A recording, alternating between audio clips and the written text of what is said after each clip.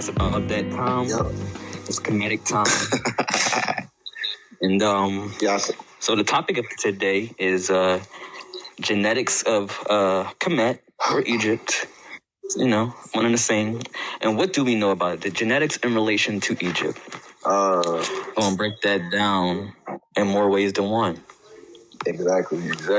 It's a lot of nuances, a lot of little details, like a lot of trickery and shit with it, but, now it's time to, kind of break that shit down and, make sense of it. Absolutely. 'Cause a lot of people don't know what the fuck is going on, so a lot of people really don't. Of course. Yeah, a lot of people, like, they, go on these little forums and shit, and they think they know what it is, and they don't. So it's like there's a lot of confusion and shit. And, my gosh. Wait, hold on. Calm down with the language. We know we're putting this on YouTube later. I forgot. But yeah, this is straight facts. So, I'm going to get into it. All right, so when we're talking about the genetics of Kemet, it's a piece of the puzzle, 0.1%. It is a piece of the puzzle, and I think it's a very important piece of the puzzle as well. Right. It's, but the thing is, though, like, it's like people keep trying to make it like the main piece, and it's not, It's like it's other shit. Well, it's hard to really say what's the main piece, Is it a main piece? Maybe it is, maybe it's not, I don't know. But I just know that, a lot of these things are just one component of a complete puzzle. So, I want to first start off, where do we want to start off? It's a couple of things we want to break down. I identified a couple of things, such as Soikita's study, Hawas's study, Diop, DNA tribes. Or did you want to start off with something that you... So, one thing I think we should do is we should put everything in chronological order as far as when did shit happen, what studies is oldest and shit, and which ones is newest and all that. But to my knowledge, as far as Nile Valley civilization is concerned, the oldest study was done by a guy named Professor Hassan, and it was by the University of Khartoum. It was the A group Nubians. And what they found was that these people were it's almost entirely Nilotic. They didn't do autosomal, but they did haplogroups. And what they found was that it was almost exclusively haplogroup A, which characterizes Nilotic populations. So that, and they also said that haplogroup A preceded what will come later, which was haplogroup E and whatnot. So that being said, it's kind of it's kind of evidence of a Nilotic base in the population early on, and a continuance of different populations kind of settling in the region and whatnot. So. And then, Bohdi, did you have any relation or study relation to that early study? Oh, I'm sorry. What study are you referring to? I didn't catch that. It was a study done by the University of Khartoum in 2008. I'm posting in the Jumbotron right now. Mm-hmm. And when you said A, you're talking about Nubia Group A? Yeah, A Group Nubians. Yeah. So this is, pre-dynastic. Some of the first pastoralists to go into the Nile Valley from the Sahara Desert. So that's what we got right there. And nobody really... The thing I noticed is this study really went under the radar. This was literally, to my knowledge, the first aDNA test on ancient Nile Valley remains. And I've never seen anybody even reference this study except for maybe 3 or 4 people. It's just swept under the rug. And the implication of it is... That's cool. I haven't heard of that study, but I think we should just start citing the 2017 study. You talking about Abusir? Yeah, I think we should just start citing it because all these people are citing and they haven't read it. Right. And I well, the thing is about that. Absolutely, we can touch on it, little nuggets here and there, but I think Tre wants to really break that down in a future discussion because it gets its own topic. It's going to get its own important? topic. Yep. Right, it's that important. Yep, it gets its own topic because that is the fallback for every group that says that the Egyptians were not black. That is their answer. So let's assess that answer. Yeah, I mean, but the thing is that like the fact that people have made it so important and the media has pushed it sort of proves that the study is an exception. Yeah. Right? Because if it wasn't an exception, it wouldn't be used as much. They would be using, all these other sort of genetic studies. And there are dozens of genetic studies on ancient Egypt. And none of them have gotten anywhere near the attention that this one study has. I'm wondering why that would be the case. But, yeah, like there's studies on modern Egyptian populations, like Upper Egyptians. This is a study... I'm trying to look at the name of the study. Just give me a second, because I have the... You talking about the Gurna study from 2004? The Gurna study, correct, yes. And they found that their haplotypes, the frequencies of their haplogroups were similar to that of Ethiopians, right? So the frequency of, for example, like some M1 haplogroups. But they found that their haplogroups had mutations that you don't find in other Northeast or East African populations, so that they are themselves, right, descendants of some East African population that was unique. And they've sort of kept this component. And so like things like that just don't get attention. I think... And go ahead. I think one thing we should do is kind of like talk about the relevance of genetic studies as far as linking modern Egyptians and ancient Egyptians. I think that's a misnomer.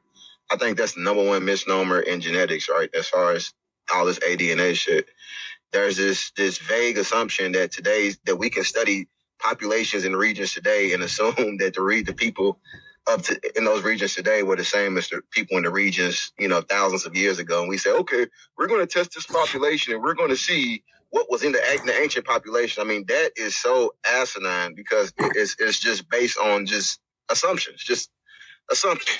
Well, what are the assumptions? I don't understand. Like you if you look at DNA studies of modern Egyptians, all of them show that they're heavily admixed, right? And many of them show, I think the majority of them that talk about this admixture, have a date for this admixture, and it's around the midpoint being around the 14th century. There are people who try to cast doubt about the capabilities of linkage disequilibrium, right? And this is literally like cutting edge scientific technology, things like Alder, Malder.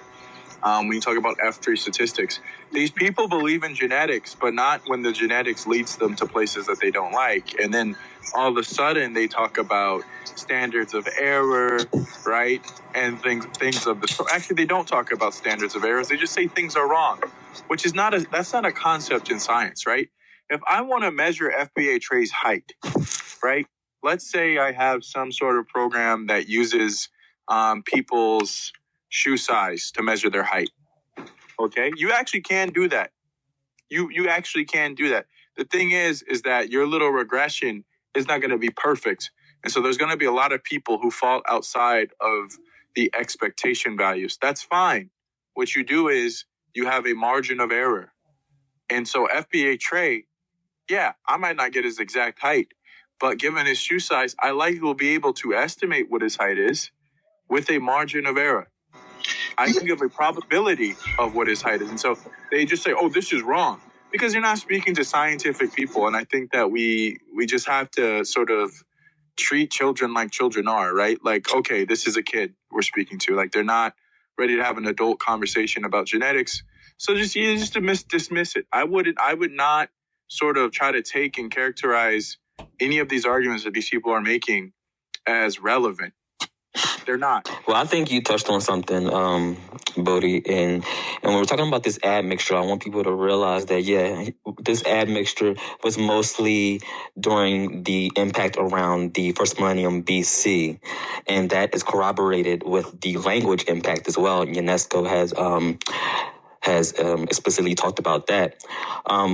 Something I do want you to touch on, Bohdi, is the fact about if you could look up your research that you did on Hawas's DNA study. I think that'll be great to break down. Also, UNESCO, or according to Hawass, he says that there hasn't been any type of genetic study done just yet. He told that to UNESCO in 2017. We know that's false, but he does admit that the skull looks African. The skull on who? The skulls that have been exhumed and examined, he is at least admitted that the skulls look African from what he has examined. Yeah, the skulls from what site in Egypt and what time period in Egypt is my question. Yeah, he didn't say particularly what period. Of course he wouldn't. About. Of course he wouldn't. Yeah, I mean, anything that sort of connects Egypt to Africa is going to be, when I say connected to Africa, it's an insane statement because it's a place in Africa, but I'm not kidding.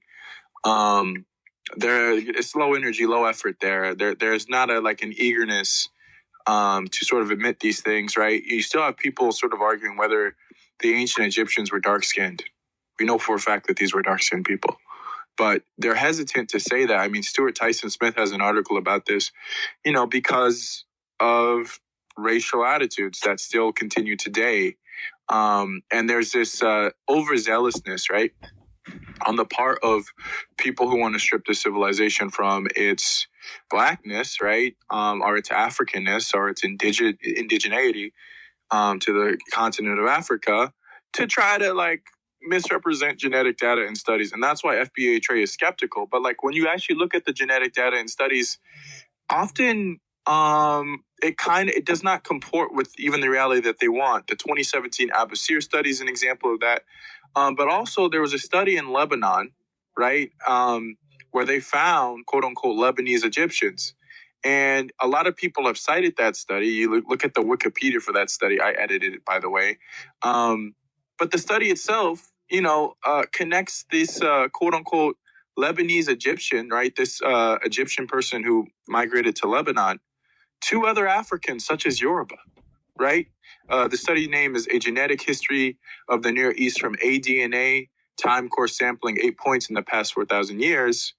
And very cool, you can see in the diagrams, I even emailed the professor, hey, this sample is closer to, Africans and Egyptians. It does not say that it is closer to people from the Levant. Let me find the exact quote. Yeah, I seen you post that a couple of weeks ago. And it said that these people had relationships with Yoruba too, right? Yeah, not necessarily relationships. It's just that they shared genomes with Egyptians. One of the individuals was thought to be just Egyptian. And then they had a child with someone who was Lebanese and Egyptian. And so that's why that child had 30-something% DNA associated to the Levant, and then 60% of their DNA related to Egypt. So it was a mother-child relationship. And I think they established that through their mtDNA. Just a second. And make sure you can reference that Hawass study too. I think that'll be a great point of reference too once you find it. While we waiting on Bohdi for that, I wanted to, let's just make my reference point. Since I already talked about UNESCO, I'll just continue with UNESCO for now. UNESCO didn't do a lot of DNA, like I said, when it comes to who the Egyptians were, but Antediop did do, he did find in some study that the blood groups were related. It is notable fact that even today Egyptians, particularly in Upper Egypt, belong to the same group B as the populations of Western Africa on the Atlantic seaboard, and not to A2 group characteristic of a white race prior to any crossbreeding.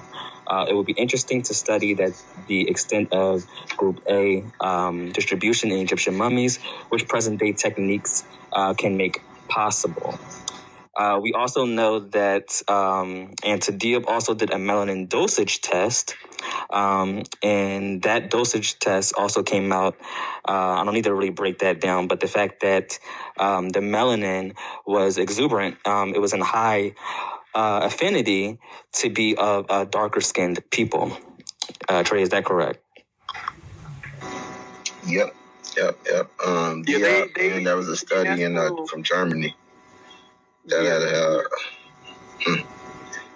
I know it was a study from Germany that took the Diop melanin dosage test and validated that method and found that some Upper Egyptian, I think 12th dynasty nobles, they were, of course, quote unquote, packed with melanin. So, anybody say anything different is, they're just trolling. No, there shouldn't be an argument about whether these people were dark skinned. We know that they're dark skinned. I mean, that's not. It wouldn't even make sense to ask that question.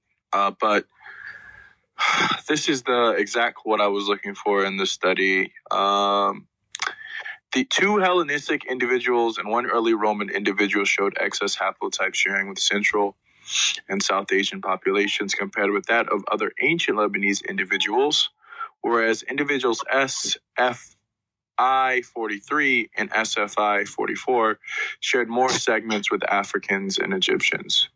And so, again,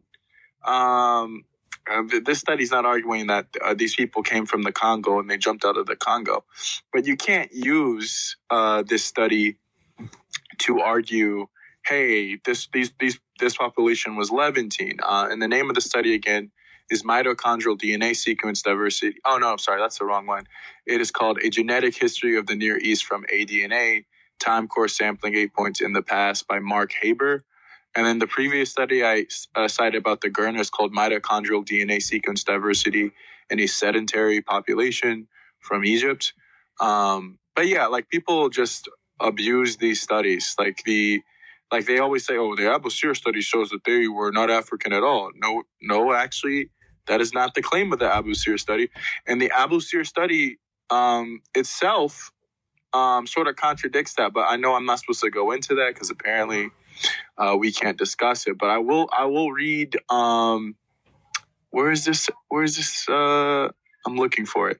But anyways, the study says, clearly more genetic studies on ancient human remains from southern Egypt and Sudan are needed before apodictic statements can be made. And they say, no, you can look at the south and it could be very much different. But somehow that the nuances of all these genetic papers somehow get lost, right? And people can parade around and talk about how King Tut was R1b and that makes him Western European.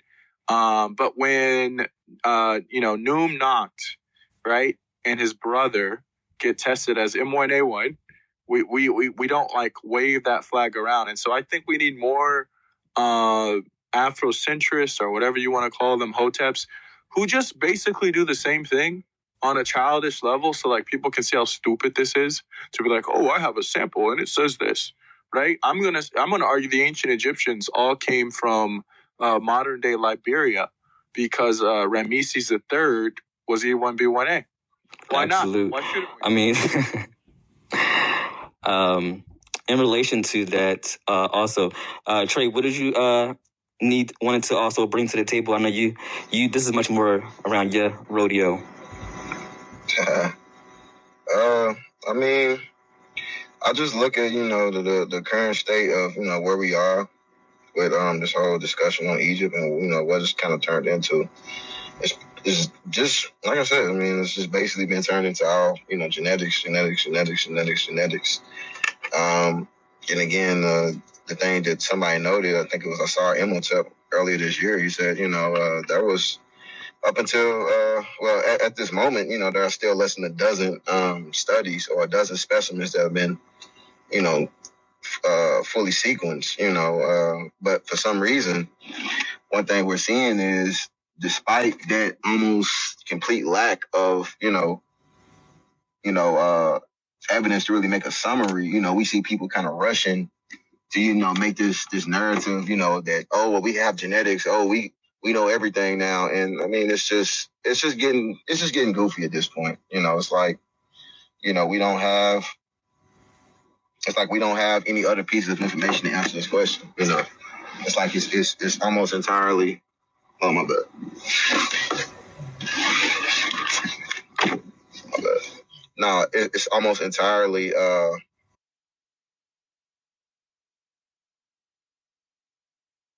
You know, based on genetics, and I mean, it's still a baby. That's what I'm saying, and the information we get from it, I'm not sure what study has actually been useful at this point. As far as actually answering the question. I mean, every study just seems to, there have been really no studies that really kind of back each other. You know, it's like every day, every month, there's something new. You know, it's a new conclusion. It's this, it's that. And it's just like, we are going in every fucking corner, every direction, every 6 or 7 months because nothing's consistent. Nothing. So it's just like, I mean, you know, how valuable is this information really in answering this question? It's just, I mean, it's really just making you ask more questions, you know, and I mean, nothing's really consistent from what I see. What's up, Ashton? And hold on, and just for anybody else coming into the room, I don't mind Ashton speaking because I already know how thorough he is on this subject matter. But for now, no one else is going to be speaking, at least during this portion. Once we stop this portion of the discussion, we'll be having speakers come on and they can speak to the subject matter. But go ahead, Aston. You know, I was just going to say one thing. It maybe it's not a bad thing that it's not spitting out one answer, because, you know, the people that you're talking about have like all these multiple lines of ancestry, so like all these different groups. And so maybe it should be like answers that go every which way. But with that aside, with DNA, there's a real big thing about sampling bias. And just to give the perfect example, the Abusir study, I know we don't really want to talk about it, but it said the mummies were 6 to 15% African, depending on which model you use, right? So if you use this model, then they're 6% African. But if you include these other Africans, then, okay, they have this much and this much, so it's 15% African. Like, what do you think is going to be if you use pygmies?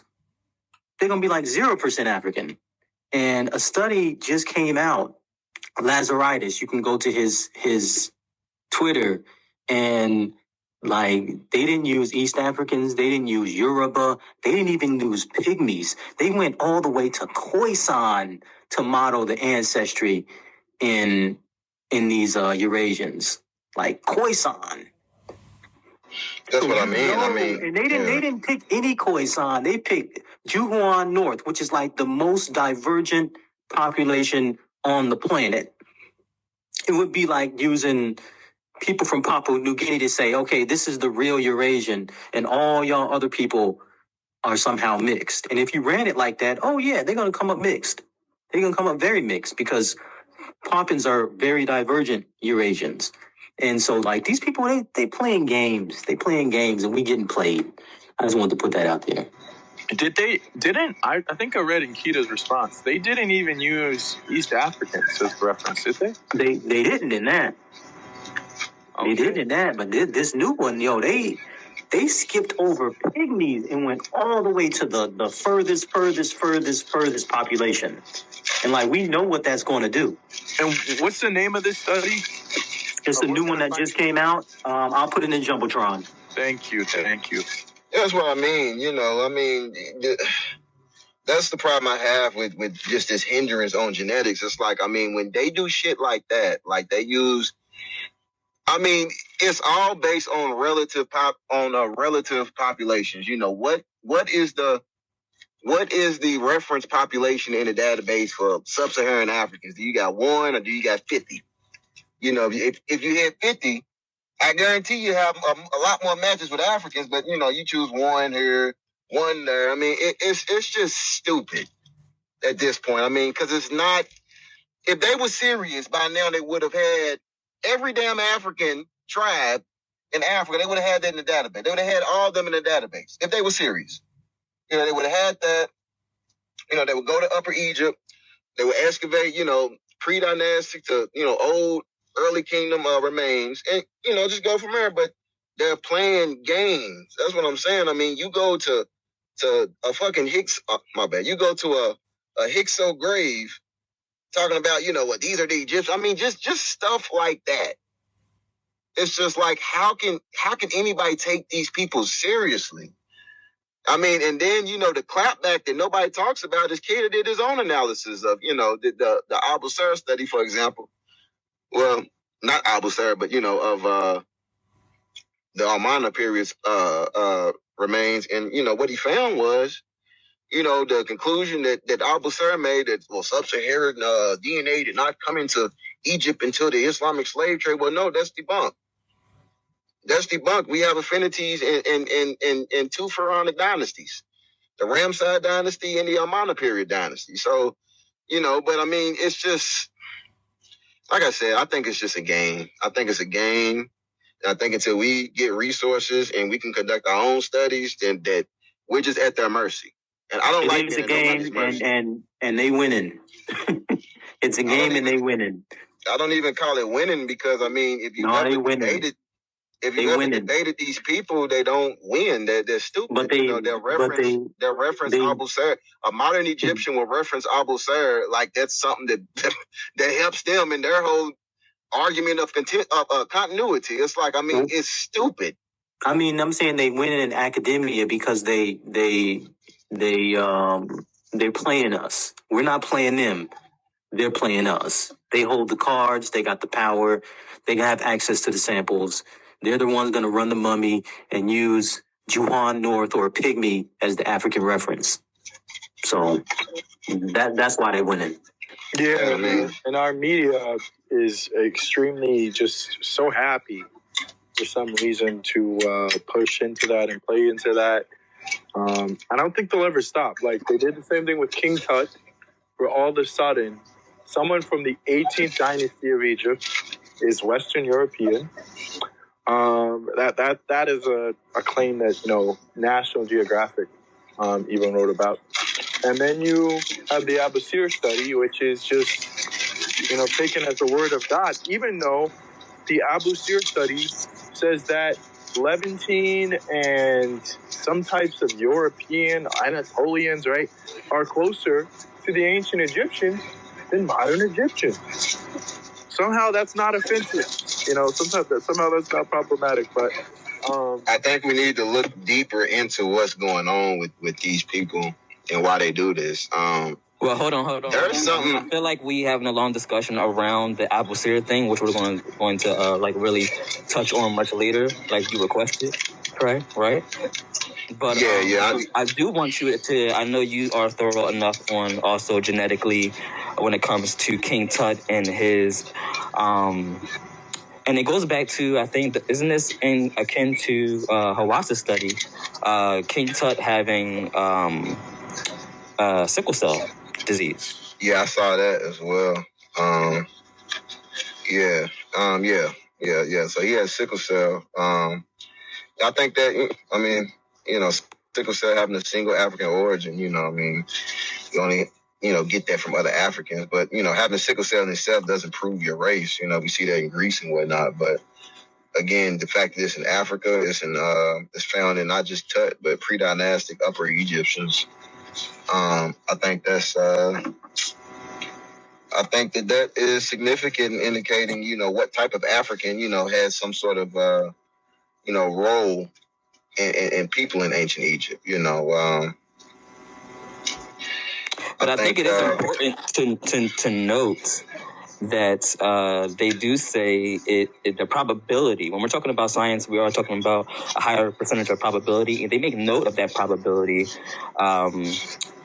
being at birth as to life expectancy more than 5 years, and the fact that it is much more, conditioned to the African diaspora. Could that be correct or not correct? Can you say that last part again? The greater probability being that it would be much more akin to an African or a black person with that affinity to being having sickle cell anemia. Could that be is that more likely to be true or not true as far as probability? Yeah. It's more likely to be true. that person has, recent West African or so-called Niger-Congo ancestry. And I know y'all had a little bit of a debate about this earlier. So the probability would be much more higher to be an African, but what's the lower? Do we know the lower probability of that being someone else? I think it would be. I think it would be a lower probability of non-Black people having those traits. The dissertation, guys. So when I'm talking about this, mine is more so catered to dissertations. It's not a whole lot of dissertations as far as genetics in Egypt that I could find. But the funny thing is that the one person who speaks about it a lot is Soy Kita. So I will be referencing him a lot. He has an issue, apparently, with the notion of like a mixed population, apparently. I'm going to read a little bit of it. The Negroid grouping in the Saharan Nilotic Sudanic Triangle has ranged from extremely short pygmy tribes to slender to 7-foot tall groups, with a ranging of hair types, are the latter Caucasoid. Similar variability occurs in Europe populations with a general longer head shape, Scandinavian, Mediterranean populations, shorter ones seen in Central and Eastern Europeans, and yet it would be difficult to use such variation to biologically justify a rigid racial taxonomy for these European peoples. They are generally seen as simply variants within a larger European population. In Northwest Africa, however, standards are applied differently according to the mainstream scholars. Some older historians assert a third race. A more specific re-examination of the early Nile Valley population, such as the Badari, show several affinities within a range of tropical African types. Now, when we're talking about these several African types, they range from what I've seen, West Asia and even Southwest, and of course East Africa as well. But yeah, when we talk about the physical attributes of the Egyptians, not genetic, we know that they're African. We know that they're African, but when we talk about for example, the Badarians, those were Negroid people, typically found to be so from a physiological standpoint, but genetically they have not been tested. They're a key group in the formation of Egypt, being, the first farmers on the Nile Valley from the Sahara. But, to this day, they've not been tested. When we talk about these cranial studies, the Badarian and the Naqada period Egyptians are the ones that are most often, just the center of a study. They're the topic, and we don't see any of these people being, sequenced, or at least the actual data being released. We just see them kind of tiptoeing around that, and it's just trolling to me, and it's just. It's just trolling. Who knows how many decades we'll have to wait for that study. And I mean, that's like the most basic study you can make about the Egyptians as far as genetically. I mean, if you're seriously trying to answer that question, it's the most basic thing you can do. But 12 years in the ADNA, 14 years in the ADNA, and still nothing. So I'm gonna say it's a game. It's all a game. Absolute. One other thing, Soy Kita kind of talked about. He was talking about the peopling of the Egyptian Nile Valley. I'll sum it up in a little bit. The major variability of the early Egyptians is thus seen to have been mainly established in the proto-dynastic period where people were settling. No ongoing major mass movements of new groups into the Nile Valley are postulated between the early dynastic and the latest dynastic period, with the possible exception of the Asiatic Hyksos. Internal movements did occur. Given all the data, these explanations of variability is temporal origin are more plausible with Smith's migration theories, which sees that the presence of Egyptians with Negroid phenotypes as being the result of slavery during dynastic times. The people with the various describe phenotypes that were united very early by developing common culture. By the time of the unification, they were all indigenous and primarily of African origin. No major migrations need to be invoked in most cases in dynastic times. And to explain variation, the next migrations of probable major genetic impact were during the late dynastic periods and beyond, after Assyrian, Persian, Greek, and Roman ascension. That is Soikita. Right. I mean, So I think Soikita is even, if you read that, he's even in corroboration again with UNESCO, which is not surprising to me. Again, even Bohdi said earlier, around the 1400 century, late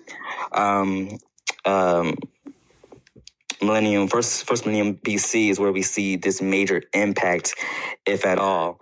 And that's not to say that there might have been small ones in between.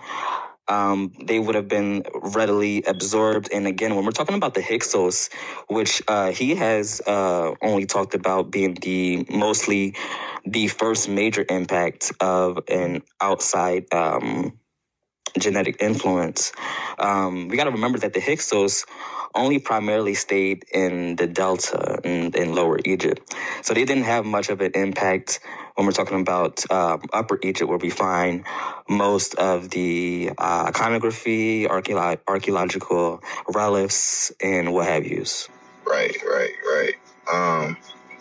Again, we know this. We know that these northern Egyptians, particularly, later on, they were inconsequential to, the formation or the maintenance of the civilization. And we see that, multiple, lines of evidence show that there is a differentiation between these early southern Egyptians, because that's where the majority of Egyptian population lived at, and these later, so-called, modern Egyptians. There's a complete distinction, physically. Now, some people, I'm willing to argue that, if they actually did the genetic test right, you will find the exact same pattern genetically. You will find the exact same pattern. But that's why I look at it with the evidence. And then Kita also makes reference that the Upper Egyptian population apparently began to converge skeletally on Lower Egyptian patterns through the dynastic epoch. Whether this is primarily due to genetic flow or other factors has yet to be finally determined, but the Lower Egyptian pattern is intermediate to that of various Northern Europeans and West African and Khoisan series. I think I have my own conjecture on Northern Egyptians. Kita also mentioned, and I'm posting the Jumbotron, that another group that's intermediate between West Africans and some other African groups that's not really quote unquote African are the so-called Indian or Dravidian populations. And Kita mentioned that in his 1992 study. He did like an entire 2 or 3 pages talking about the Indian affinities in many of the ancient Egyptian remains. But he noted that, but he stated that there's no genetic evidence for this to support this. So he said he's not really pushing that claim or whatever. But I mean, I see other things. But that the mysterious lower Egyptian population, that's the point of contention that I see a lot of non-Black people kind of gravitating towards, and it's just like it's a desperate reach. It's a desperate reach for multiple regions. Lower Egypt was inconsequential to the formation and maintenance of Egypt, and just the region was sparsely populated. So yeah, absolute. One other thing I wanted to touch on was the controversial DNA tribes. Now, we know that DNA tribes did their own analysis of the Egyptian population. Trey, do you know how that really looked as far as on the what they found? So DNA Tribes did 2 studies on ancient Egyptian pharaohs, one on the Amana period dynasty and one on the Ramesside dynasty. The Amana period dynasties came at those samples came from Zahi Hawass when he conducted his 2010 study to find the family relationships of the Amana period mummies.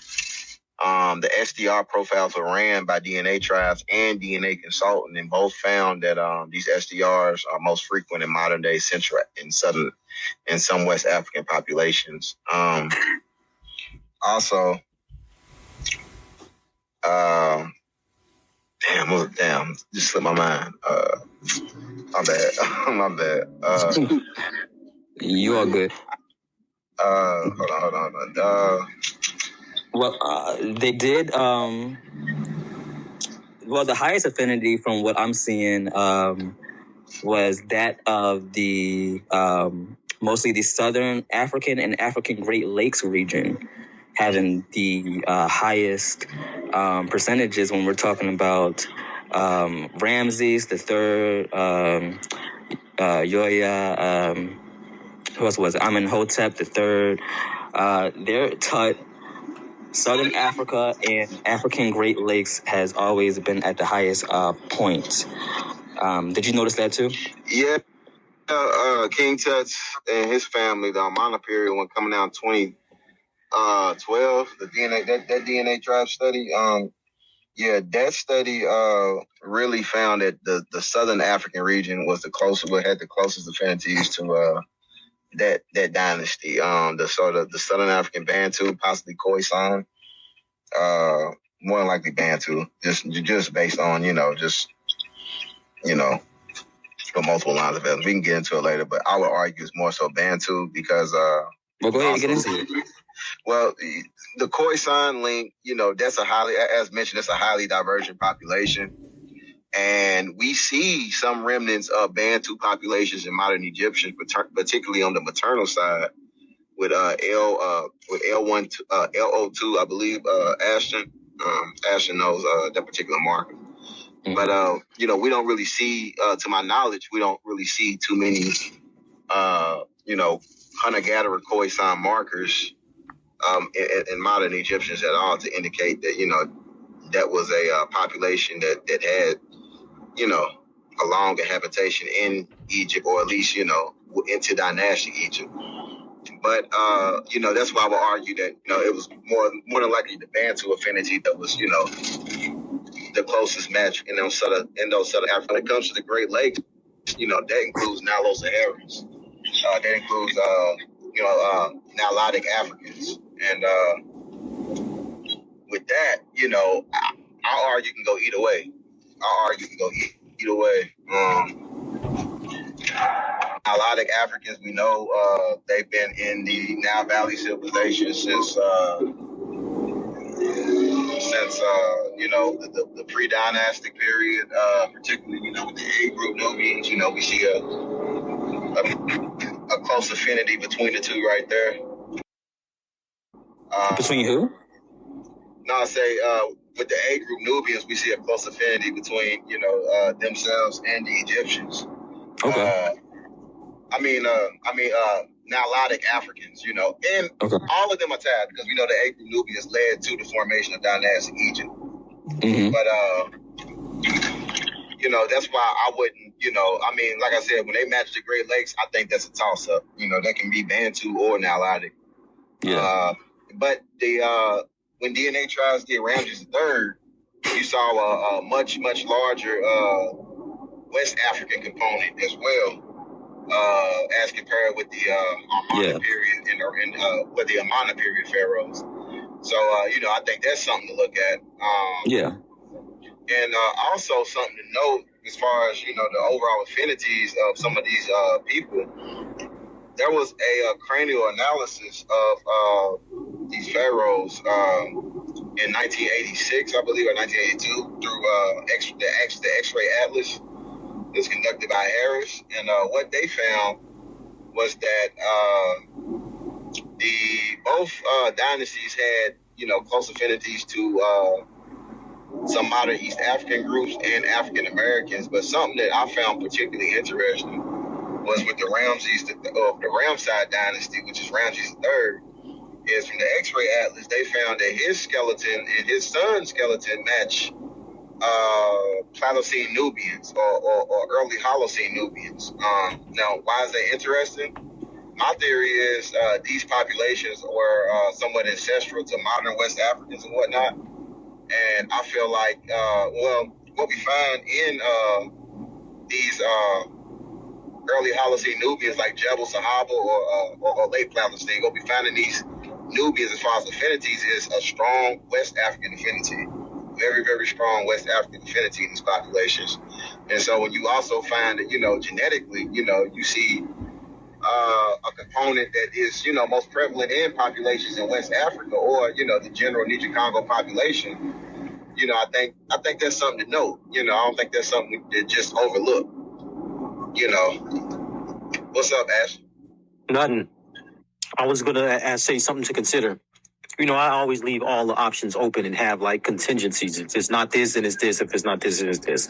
One thing that you may want to consider about even Jebel Sahabans and the remains in Somalia is that maybe, especially the one in southern Somalia, maybe that is like a Moda type person and not a Nilotic type person or West African type person. And I only say that because the DNA that they have, ancient DNA in Africa, even going back, I want to say, what do they have, an 18,000-year-old sample from Malawi? That whole corridor from Ethiopia going south into South Africa has like a Moda type signature, an Aboriginal type signature that spread south. I'm going to presume maybe it spread north as well. I don't see a reason why not. And, maybe that's what we're looking at in the north. And I only say that because there was a study that came out that basically said, looking at all the ancestry in the Horn of Africa, the oldest one is like Omatic, and then this, and then that, and then this, and then these guys. It's like all these layers. Of course, with Omatic or Moda being the oldest one. So maybe that's what that sample is. Didn't they note that some of these early Southeast African skeletons were quote unquote non-Negroid? Didn't they? Or at least that's what some of the East Africans, they did. They did. Yeah, they did. Yeah. Like Kush, she always notes that a lot of those samples that you noted, they don't have Negroid affinities. So, in some ways, maybe they should. It depends on where their ancestors are coming from, right? And so, I think, I don't know. They should look, if we say they're coming from this part of Africa, or they coming from here, they should look that way, and they travel south, and you're seeing, their skeletons. I don't think that means anything, no. One thing we talked about last week with the Land of Punt was that evidence shows that the Khoisan people used to dominate, not just the Great Lakes region, not just Southeast Africa, but, they went well into the Nile Valley. We know that with Nazca Keita. That's right. That being said, Let me throw a curveball at you. Moda ancestry is basically the same as Hadza ancestry. Yeah. And Hadza are Khoisan. They're Eastern Khoisan. They are. On the Tishka now, they are. You said Moda linguistically, Hadza are Khoisan, Hadza. And so Hadza, like if you want to spin it that way, that ancestry is kind of the same. So it's Moda, but it's also Hadza, and Hadza are Khoisan, but they're like an East African Khoisan. I think they diverged a lot. Well, I think they diverged a lot later than a lot later. And the reason why I say that, well, I mean, we've all seen the Tishkoff tree. You know, the three oldest populations in Africa are the Khoisan, Pygmies, and Niger Congo, followed by the Hausa. Maybe. I don't think that's order. No. Well, okay, I'll give you that, but the Niger Congo speakers have certain types of ancestry that's older, that sort of puts them in that position, right? So you have, which study was it? It was one of the studies where it basically showed how, West Africans are in the position that they're in because a portion of their ancestry is extremely, extremely old West African ancestry that diverged around the same time as Khoisan. And then another chunk of the West African ancestry is actually a more recent East African migration. So those are your E1B1A. E1B1A is not a native lineage of that region. A00 is. So they have that old A00 ancestry that's making them old, but then they have the new E1B1A from the Nile Valley, as you argue, that's making them newer. So the Niger Congo part, they're not old because of the Niger Congo. They're old because of that old AOO people that no longer exist.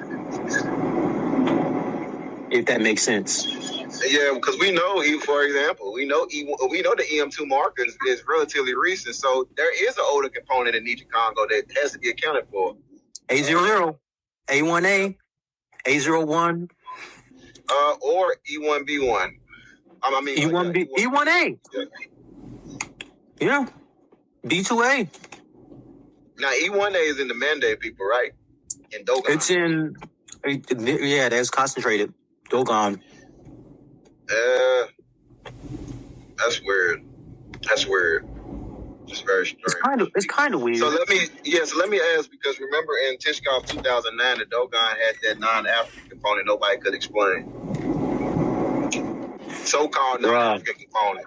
Bruh.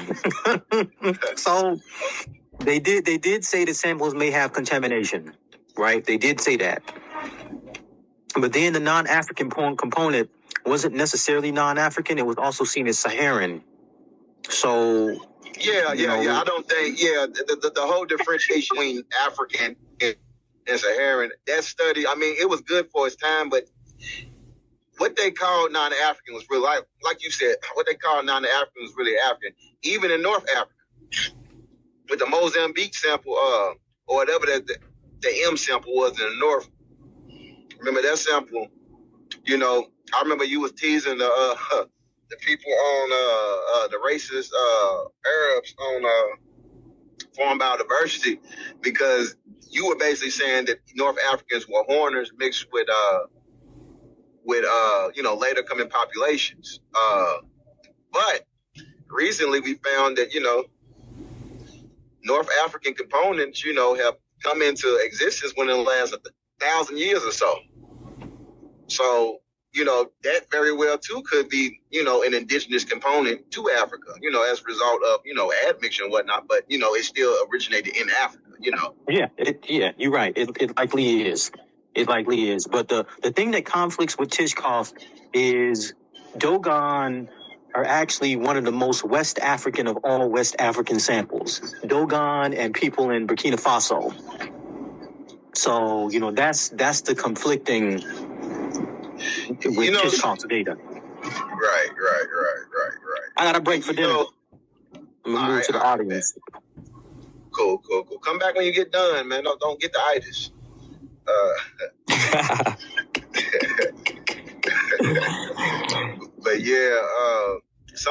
I want to get with Ashton on this, but one thing that I saw Imhotep points out is that linguistically, how Greenberg said that all these coastal West African groups are closely related, that's not true.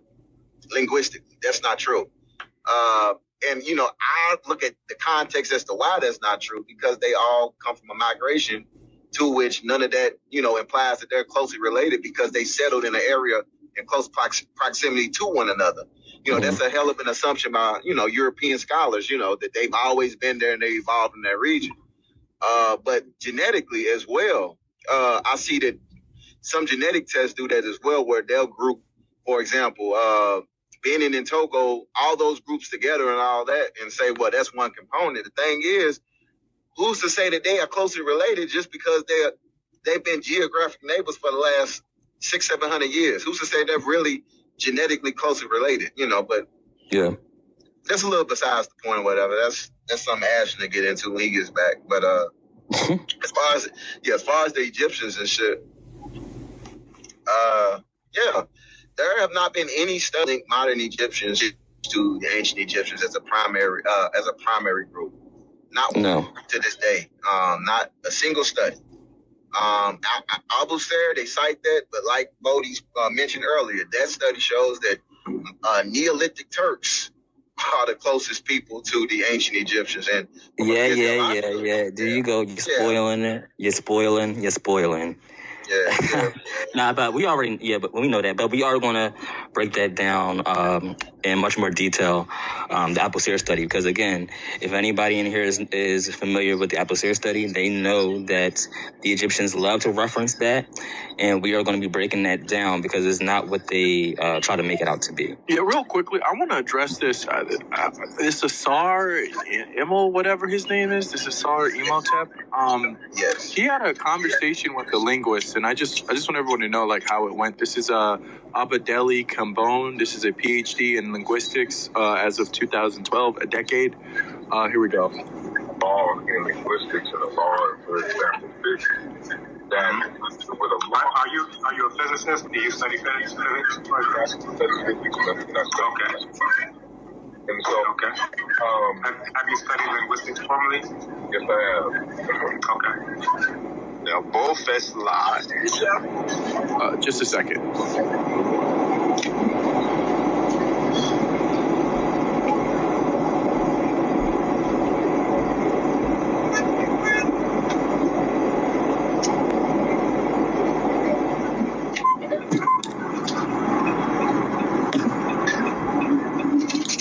Yeah, I'm gonna let Bohdi gather his information on that to make his point on that. But I did want to make a reference to Soy Kita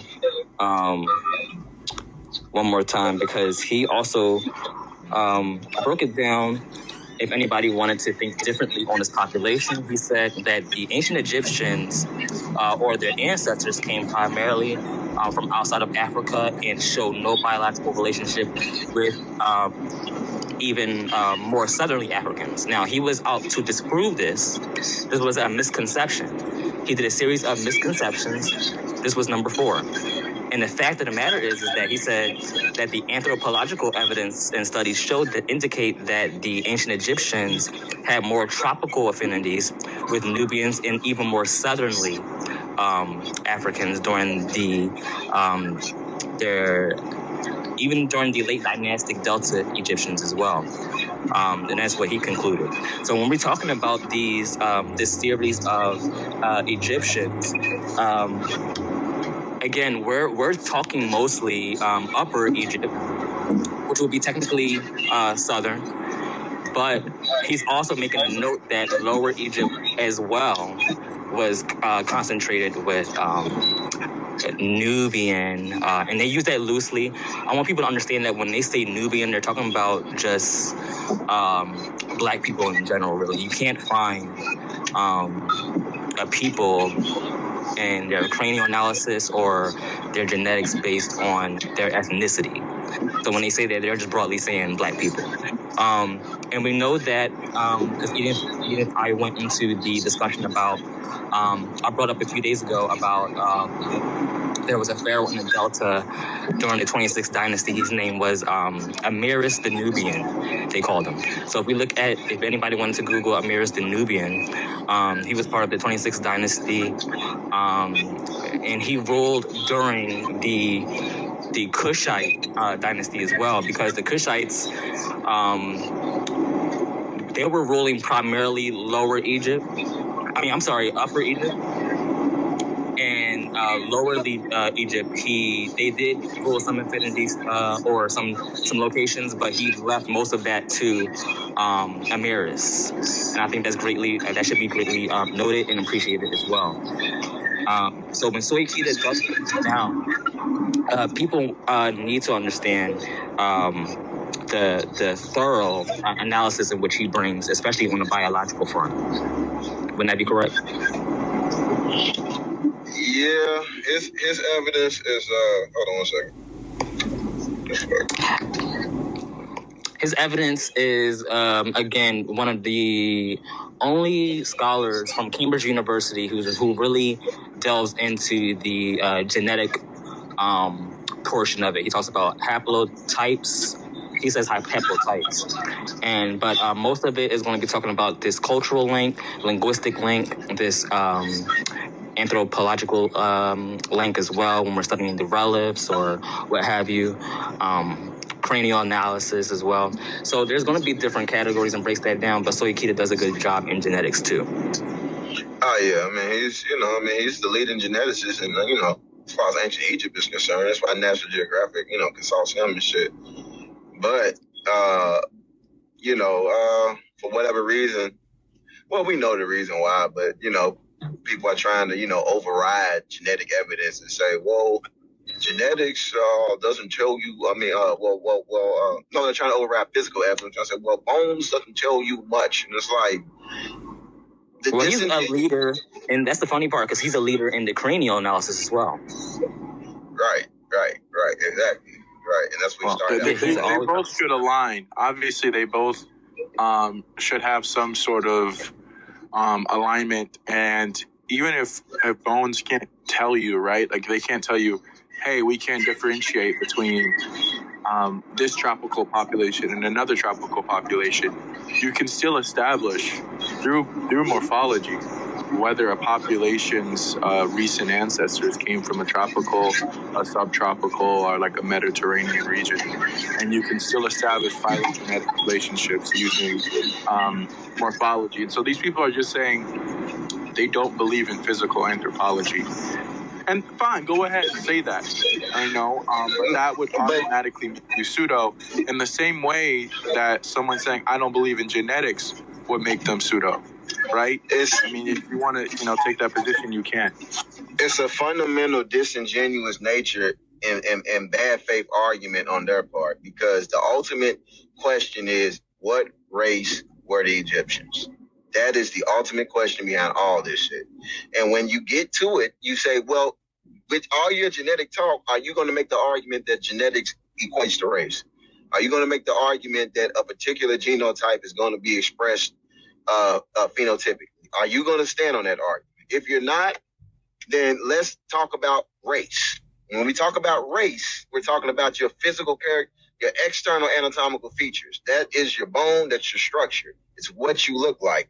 It's what society, it's what Jim Crow laws were based on. It's what, the genocide of the Tasmanians and whatnot was based on. It's based on what you look like.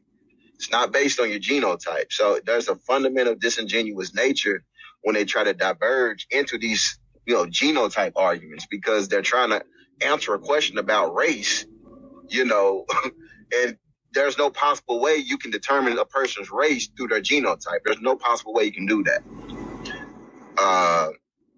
But when we talk to these people, they will, keep on with this whole thing. Well, we can, for example, I can bring up a study from 2008 by a guy named Gade or whatever, Godde, where he's done a couple of studies where he analyzed, the relationship between Egyptians and Nubians. And of course, he always finds there's a deep overlap between, various, early and, early Egyptian and Nubian populations. And he also finds that, there's a distinction between, them and later Egyptians. Later Egyptians and later Nubians always group far away from, the early samples. And that's, routinely found. It's been found since, the 1800s. But, what does that imply?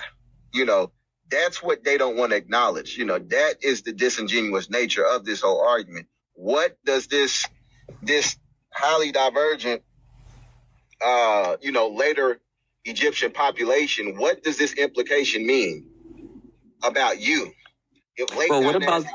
Well, I mean, so earlier you mentioned that there was no study that showed that there was genetic continuity between modern and ancient Egyptians. There is, why is the word Hausdorff? It's Hildemann's study, the study that we often cite to say that, Copts and Egyptians are about 70% Eurasian.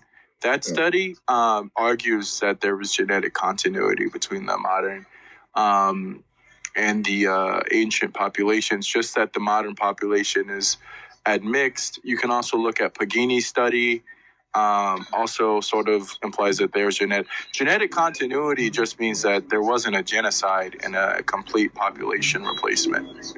I think, or conversely, it could mean that you've maintained a patch of genetic ancestry on top of a wave of other shit. Correct. Yeah. So that being said, if these people maintain 10 or 20% of their original ancestry, which we see the Negro-ness in Egyptians in the Arab world, Egyptians are very much Negroid in appearance, very much, even the northern. Well, then you lose. So when you argue like there's no genetic continuity, right? You kind of lose your credibility for no reason. Well, you already agree that there is. Hold on. No, what I'm saying is these people are mixed, despite some Negroid physical traits, they're mixed. But we see, for example, it's a dude who I was talking to about a month ago on Twitter. He's an Egyptian dude. This dude has wide nostrils. Like he has like Congolese nostrils. And he looks like a Dominican. And I'm sitting here looking at him, I'm like, but he claims he's Arab and everything, but dude, clearly you have some African component in you. Clearly you do. But with your other admixture, you might not be the best representative of what that original component looked like. That's what Keita said. He said, yeah, there's been continuity between the ancient and modern, but all this admixture, I mean, you can't possibly look at these modern people and say, this is what the ancient ones look like. You can't possibly do that. But that's what you're arguing. And you're not arguing that there was a genocide or a complete population replacement. Then just accept the genetic continuity, right? And then like, even when you accept genetic continuity, also, like, yeah, there were people who are Greek and Roman settling in Alexandria and Fayum.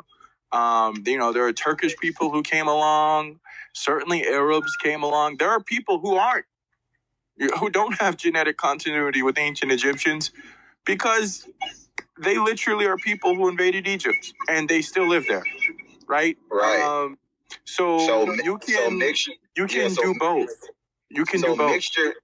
Mixture with them. Okay, from a physiological standpoint, as far as craniometrically, no, these people do not group with the Egyptians as a whole. Modern Egyptians do not. What I'm saying is, despite the fact that y'all are not the best match for the Egyptians, I can still see that y'all are a little more Negroid than your Arab neighbors to the east. I can still see that. And other people have noted that. But, that's neither here nor there. I think it's also important to note what scholars are saying as well. If you look at Arthur Goldschmidt in the Brief History of Egypt, he also talked about the passage of time of people assimilating into the Egyptian culture, the Egyptian area. With the passage of time, each wave of new immigrants has assimilated into the local mix of peoples, making modern Egypt a combination of Libyans, Nubians, Syrians, Persians, Macedonians, Romans, Arabs, Turks, Caucasians, Greeks, Italians, and Armenians, along with the descendants of the original ancient Egyptian people. Also, in the Oxford Encyclopedia of Africa, Volume 1, that came out in 2010, said that one cannot say that today's Egypt is the same as the Egypt of antiquity, any more than one can say that today's North America is the same as it was 5,000 years ago. Aston, did you have something to note as well? Yeah, I would say I don't think we should rule out, when you say the ancient people aren't the same as the modern, I don't think we should rule out the diversity that is there, right? Because you have people that do look very similar to the ancients. You just have to go to certain areas to find them.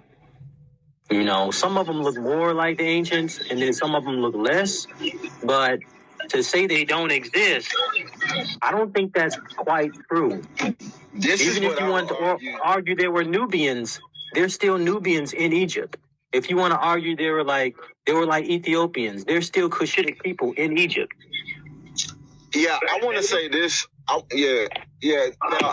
Now, as far as that is concerned, as far as the components, you know, Matrix. Hold on, Trey. Repeat that. You in the Matrix. Can you hear me now? Yeah. Okay. Yeah. So, like, my thing as far as the whole. Hold on. You're breaking up again. Cool. Trey, you break. Okay. Let me get with y'all in like 5 minutes or so. I'm about to do something real quick. And okay. Yeah, Ashton, you just go ahead and flow until I get back to it. You know, I was gonna say, you know, in my opinion, it's a better argument to talk about the continuity and then try to figure out, you know, what's new and what's old. I'm of the opinion that we don't have the genetic tools to even know how much of their ancestry is recent and how much is not. Because ancient Egypt was like a freaking super kingdom, and they dominated all these other different groups. So when they colonized the Levant and set up shop there for hundreds of years, Levantines have Egyptian ancestry. So you have a migration of a people that are partly Egyptian migrating back into Africa. Yeah, they're bringing some Eurasian with them, but they're also bringing back African ancestry. It'd be like me moving back to Nigeria, you know, or Obama moving back to Kenya. He's half African, so he's not coming back as a full white person. And you know, some of the arguments we make are, you know, they lose a lot because we keep them simple, and it's not simple. It's not simple at all. I mean, my thing is this, though. Can y'all hear me? Yeah. So my thing is this as far as continuity is concerned. Having elements of the original does not make you the original. That being said, what element... Well, I guess, you know, that would be, you know, the question we're all asking, but... The original don't exist. Think about this. Let me run y'all some numbers. Everybody was talking about DNA tribes and this and that and how they match with Central Africans and blah, blah, blah. When you look at the DNA tribes and you look at the MLI scores, right? The MLI scores show you the maximum likelihood that this profile is found anywhere on Earth. So, the King Tut, if his MLI score to South Africa is 300, that means his genome is 300 more times likely to be found in South Africa than any place around the planet. Now, I've taken a DNA tribes test. And other African Americans that take DNA tribes tests and Africans that take DNA tribes tests, matter of fact, anybody that take DNA tribes tests, the MLI scores are in the millions. So my score, I wish I had the information. I want to say my MLI with West Africa was like, it could have been 3 million or 6 million or something like that. Yeah, and so you have these mummies matching with parts of Africa where it's matching at like 6 and 12 and 30 and 90 and 300. So that's like minuscule compared to a modern person matching. And to make matters worse, some of these mummies matched at 10, 20, and 30 and 50, but a European will match in Africa as 1,000. So what that means is they're extinct. The genome, as you know it, is extinct. It's been too much mixing. No, they only had 8 SCR. They only had 8 SCRs at the ring. If they had 13, and you know, it would have been 1,000. It's 8. You breaking up? Hold on, you're breaking up, Trey. Can you hear me? Where you at? You in the house? I'm waiting on my partner. Y'all can hear me now? Yeah, so yeah, we can hear you. All right. Yeah, so there were only 8 SDR profiles of the 13. I guarantee if if they'd had a 13, then yeah, it would be in the millions. But the fact is ADNA, they probably couldn't get all that. Yeah. No. Because when you do DNA tribes, it's the same thing for all of us. It's the STR limited thing.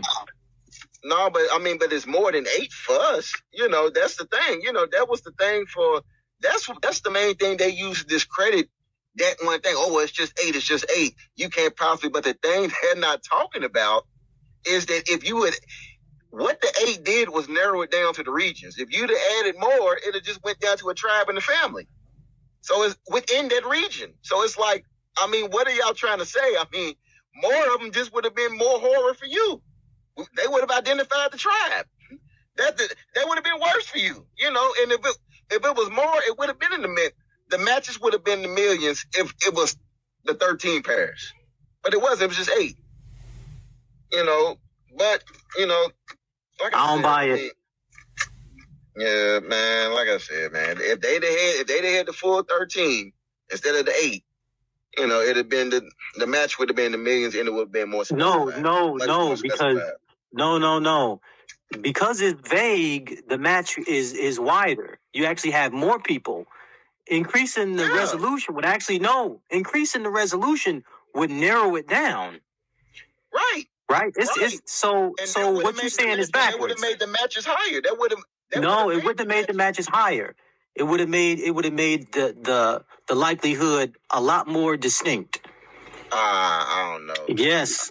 It's just like with the Y chromosome STR. When you keep it vague, you got matches all over the place. But the more you add, it narrows down until you got 34 or 68 STRs. It's like, oh, you can only be E1B1A. That's what would have happened. That genome is extinct. But I don't think so, man. I think I do. Be real, I think it's extinct. That if they would have had, I think that if they would have had the full 13, that it would have went straight to the West African or Central or Southern African populations.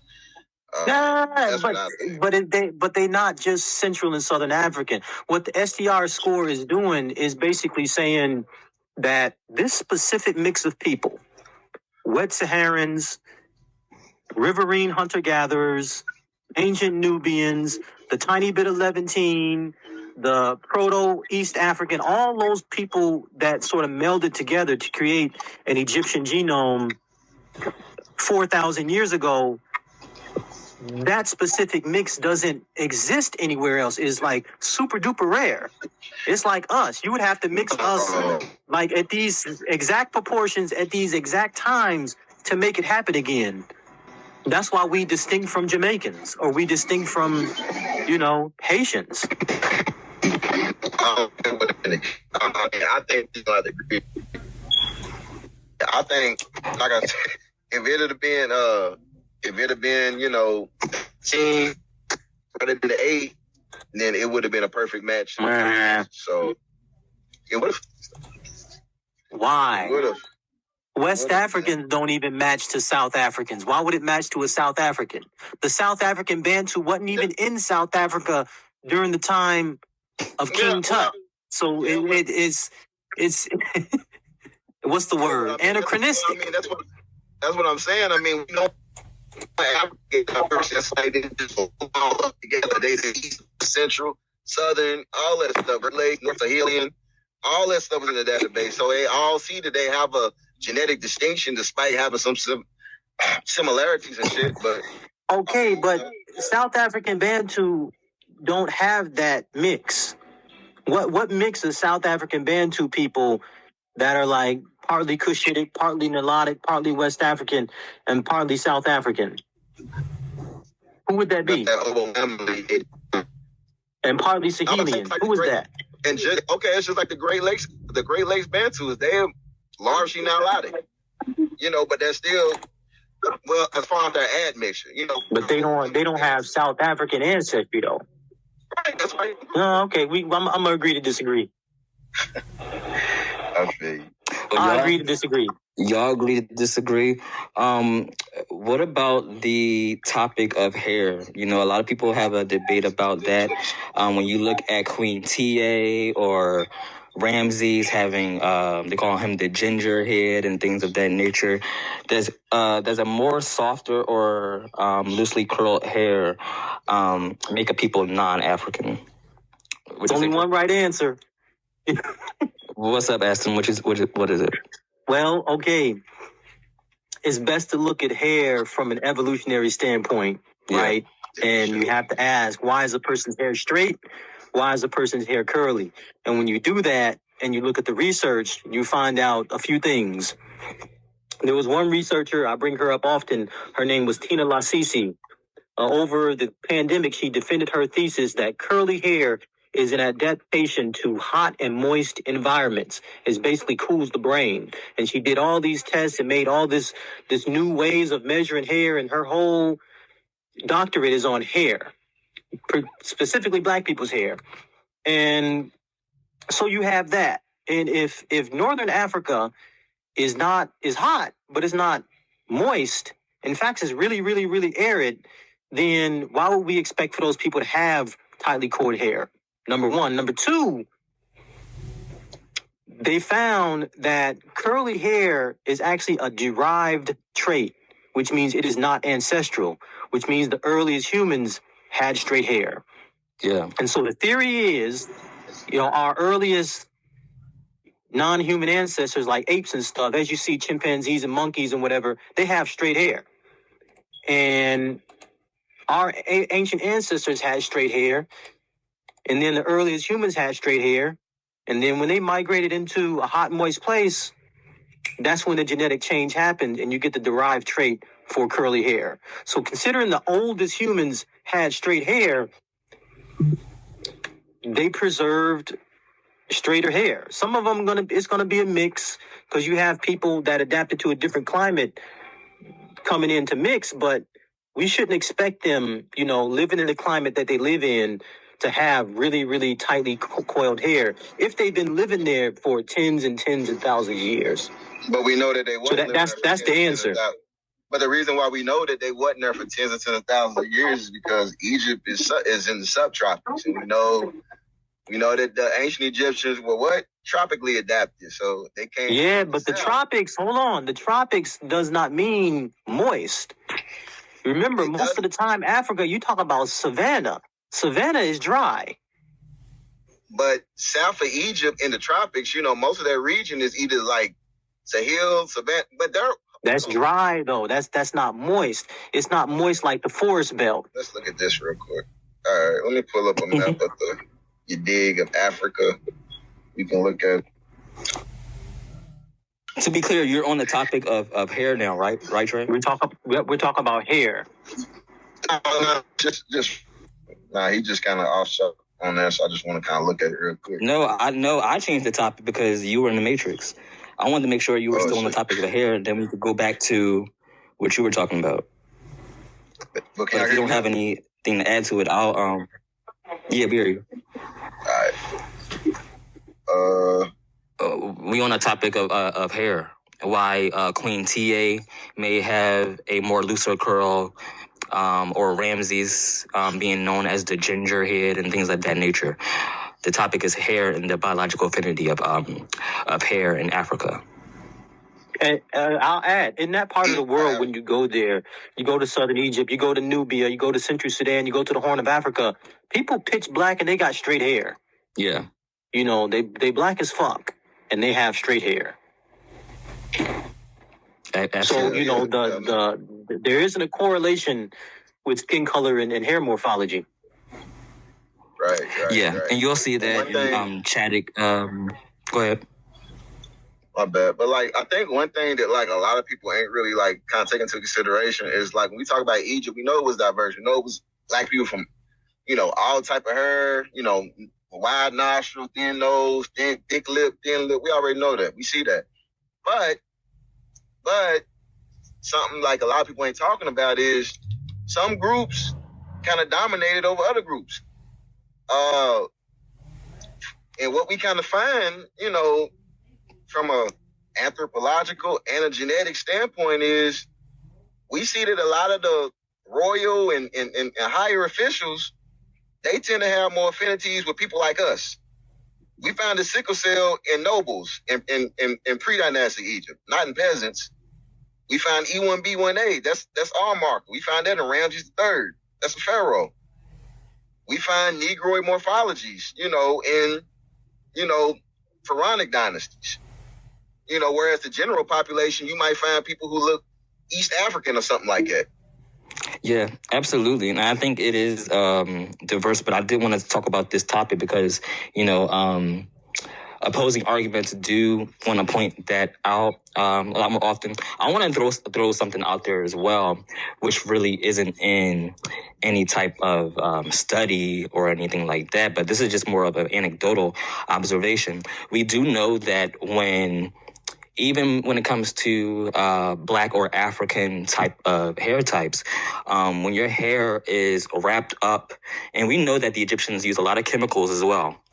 So when we're talking about chemicals being involved, they use a lot of hennas, which would account for Ramses having red hair, and some of these other Egyptians in some cases.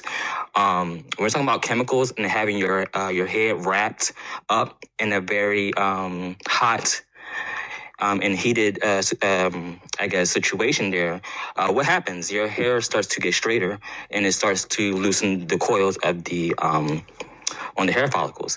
Now, I bring that up because also they found, like I said, TA with looser curled hair, but also when you look into the army of Menahotep, they found a gravesite for his army, and they were not, I guess, wrapped the best. And when their hair when they seen that they weren't wrapped so neatly and tightly, their hair stayed intact. They had the same coiled hair that you would have seen in this other known Nubian that they found as well. I'm forgetting his name off top. I did want to speak to the paper You talking about Mayanfrey? Is it? It's not ringing a bell. It could be. That's the one. Yeah, Mayanfrey, okay. The one from the Book of the Dead. Yeah. Oh, yeah, him, absolutely. But I also wanted to point out a paper that that was in Swakita's dissertation, I believe it was.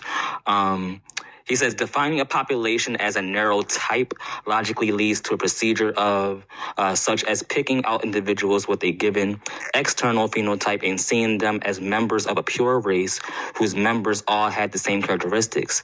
This would imply that a blonde in the family of brunettes was somehow more related to other blondes than immediate family members, which means it wouldn't really make much of a sense.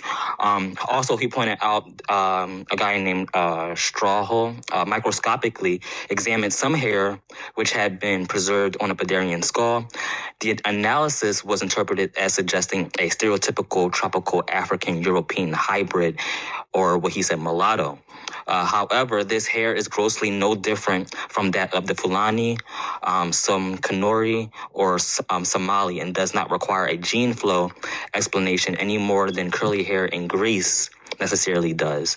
Extremely woolly hair is not the only kind of native tropical African type.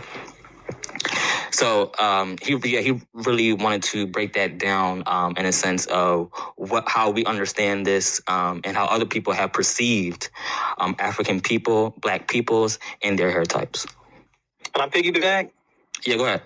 This is why you can't use the outdated race models that white people use, because they made up those race models, and those race models are bogus. And if you try to, match them on that, you will lose, because there's all types of reasons, micro-adaptation reasons why a person looks a certain way. And, the race model that they use say, oh, no, you looked a certain way because you have this specific ancestry, and that's wrong. So, we should, I kind of cringe when I see people say, oh, these people that's there now, they this because look at their hair. And when you have actual genetic data that shows straight hair is the original hair of Homo sapien. Then you have fossil data that talk about some of the oldest Homo sapiens come out of North Africa. So, people in these race models just get it all twisted. It doesn't work to their advantage.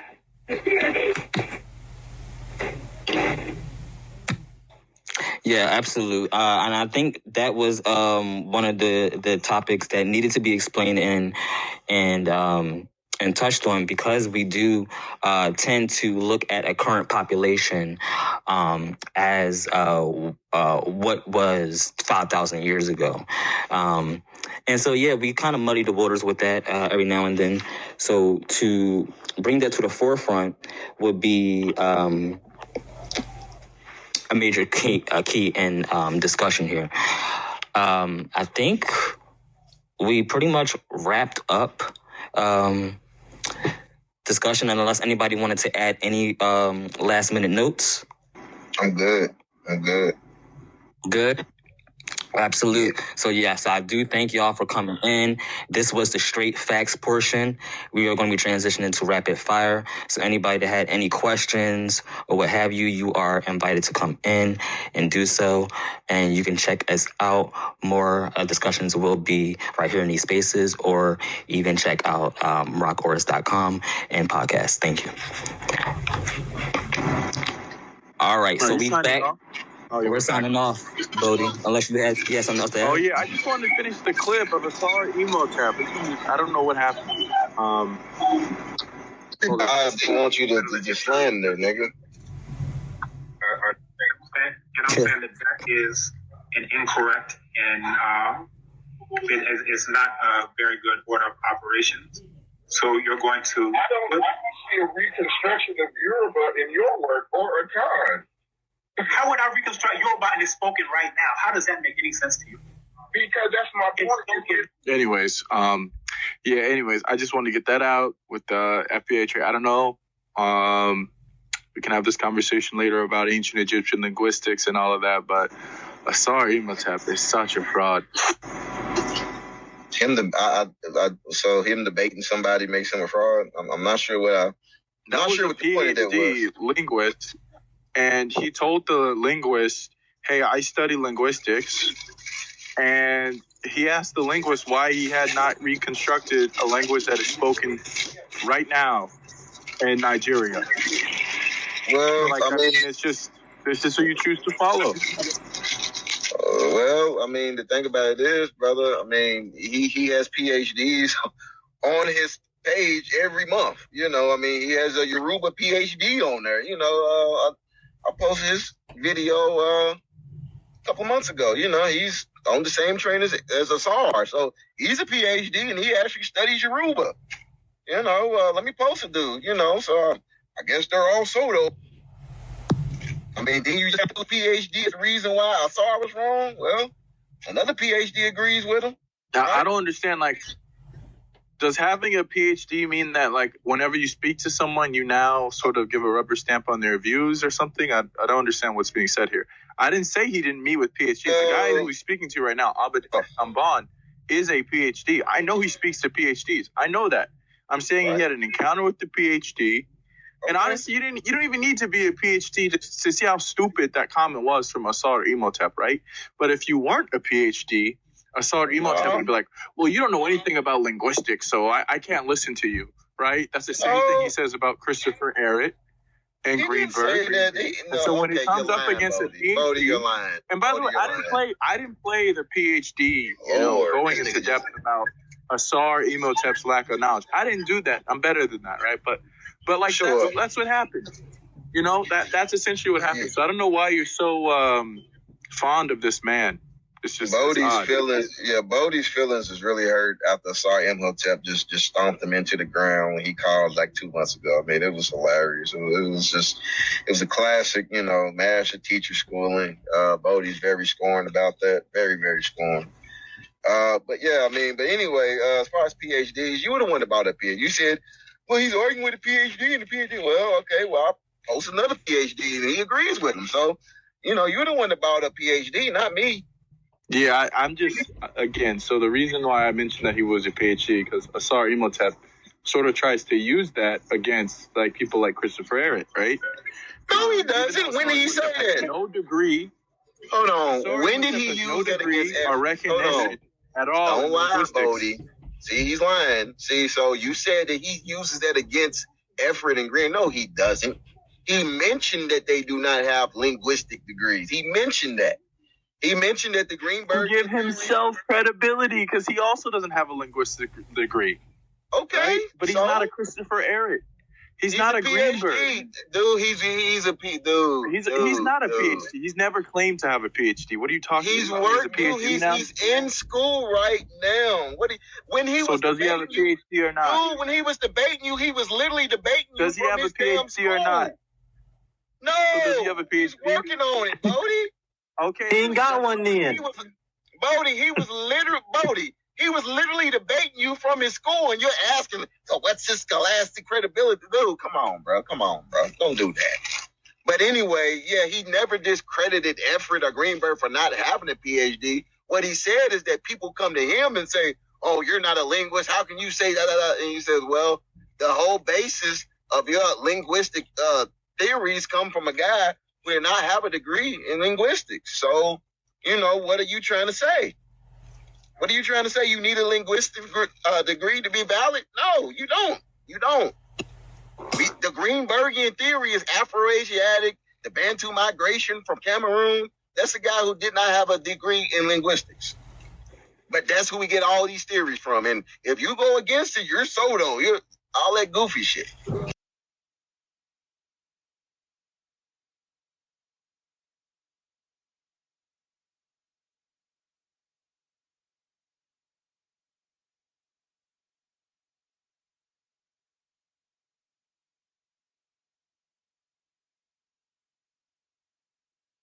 Find full episodes of the podcast featuring straight facts on Spotify, Apple Music, and soon on YouTube.